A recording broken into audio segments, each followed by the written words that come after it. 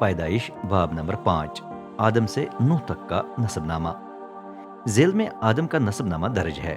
جب خدا نے انسان کو خلق کیا تو اس نے اسے اپنی صورت پر بنایا۔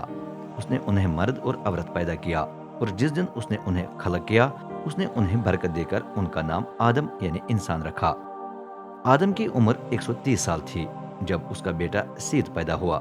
سیت صورت کے لحاظ سے اپنے باپ کی مانند تھا، وہ اسے مشابہت رکھتا تھا۔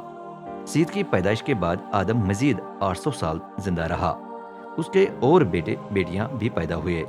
وہ 930 سال کی عمر میں فوت ہوا۔ سیت 105 سال کا تھا جب اس کا بیٹا انوس پیدا ہوا۔ اس کے بعد وہ مزید 807 سال زندہ رہا۔ اس کے اور بیٹے بیٹیاں بھی پیدا ہوئے۔ وہ 912 سال کی عمر میں فوت ہوا۔ انوس 90 برس کا تھا جب اس کا بیٹا کینان پیدا ہوا۔ اس کے بعد وہ مزید 815 سال زندہ رہا۔ اس کے اور بیٹے اور بیٹیاں بھی پیدا ہوئے۔ وہ 905 سال کی عمر میں فوت ہوا۔ کینان 70 سال کا تھا جب اس کا بیٹا مہللئیل پیدا ہوا۔ اس کے بعد وہ مزید 840 سال زندہ رہا۔ اس کے اور بیٹے بیٹیاں بھی پیدا ہوئے۔ وہ 910 سال کی عمر میں فوت ہوا۔ مہللئیل 65 سال کا تھا جب اس کا بیٹا یارد پیدا ہوا۔ اس کے بعد وہ مزید 830 سال زندہ رہا۔ اس کے اور بیٹے بیٹیاں بھی پیدا ہوئے۔ وہ 895 سال کی عمر میں فوت ہوا۔